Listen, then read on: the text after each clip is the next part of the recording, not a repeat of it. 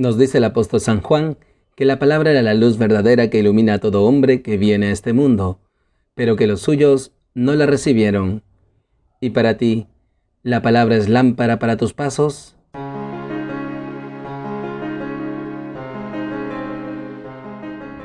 Bienvenidos queridos hermanos, soy el Padre Ángel Gabriel y esto es Lámpara para mis pasos. Hoy, sábado 22º del tiempo ordinario, el Evangelio nos enseña sobre las espigas arrancadas.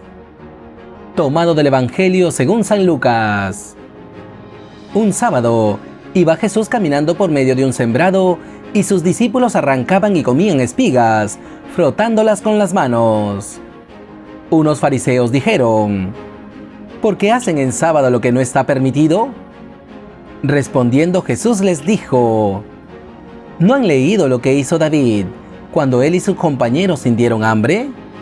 Entró en la casa de Dios y tomando los panes de la proposición, que solo está permitido comer a los sacerdotes, comió él y dio a los que estaban con él. Y les decía: el Hijo del Hombre es Señor del sábado. Palabra del Señor. Gloria a ti, Señor Jesús. Queridos hermanos, seguimos caminando con Jesús en su ministerio público. Jesús ha elegido a sus discípulos y nos dice la palabra que un sábado iba caminando por medio de un sembrado y sus discípulos arrancaban y comían espigas, frotándolas con las manos. Esto, queridos hermanos, nos habla de esta actitud de Jesús. Jesús va anunciando el reino, es itinerante. Él ha venido a cumplir la voluntad del Padre, anunciar a todos los pueblos la buena noticia, porque Él es el esposo que ha venido a desposarse con su pueblo Israel. Y nos dice la palabra que sus discípulos arrancaban y comían espigas, frotándolas con las manos. Esto, queridos hermanos, sí estaba permitido por la ley, como provisión para los pobres. Sin embargo, como lo hacen notar los fariseos, ¿por qué hacen en sábado lo que no está permitido? Y ciertamente, queridos hermanos, los fariseos habían convertido los 10 mandamientos en 613 preceptos, y respecto al sábado había un montón de preceptos por los cuales indicaban hasta dónde caminar, hasta dónde era trabajo, hasta dónde no era trabajo. Es decir, se habían quedado en la letra de la ley, en lo riguroso de la ley, y no habían comprendido el espíritu de la ley. Jesús les va a dar una lección, Jesús les va a enseñar que Él es el Hijo del Hombre y que es dueño del sábado. Estos fariseos, con su actitud, nos muestran que ellos anteponen las normas antes que la necesidad humana. Y no, queridos hermanos, Jesús nos va a enseñar que toda ley ha de respetar la dignidad del ser humano. Toda ley, sea civil o eclesiástica, está al bien del ser humano.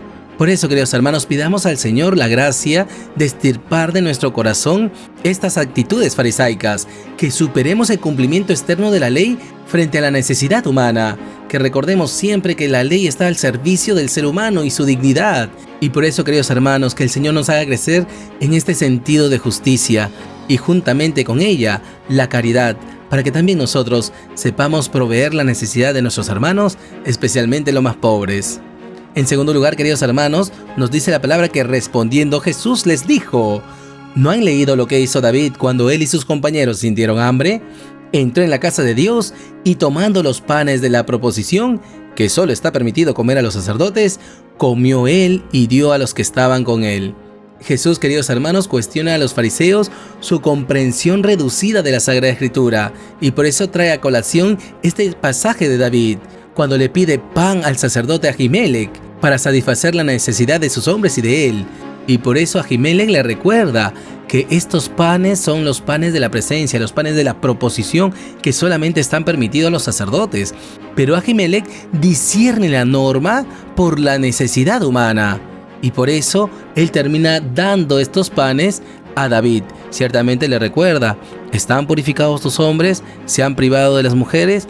Y David le contestará: cada vez que salimos de excursión nos privamos de todo ello. Es decir, que los panes de la proposición que están en la presencia de Dios han adquirido un carácter sagrado, y por eso el discernimiento de Ahimelech es sobre la pureza interior de David y sus hombres. Por eso él no duda en darle los panes, porque discierne que ante la norma lo más importante es la necesidad humana. Y con esto, queridos hermanos, la palabra nos sigue enseñando, nos refuerza en esta enseñanza. Toda norma ha de servir al ser humano. Y por eso se nos invita al discernimiento, para que promovamos leyes justas que concuerden con la verdad, la justicia, la caridad, en definitiva, para que velen por el ser humano y su dignidad.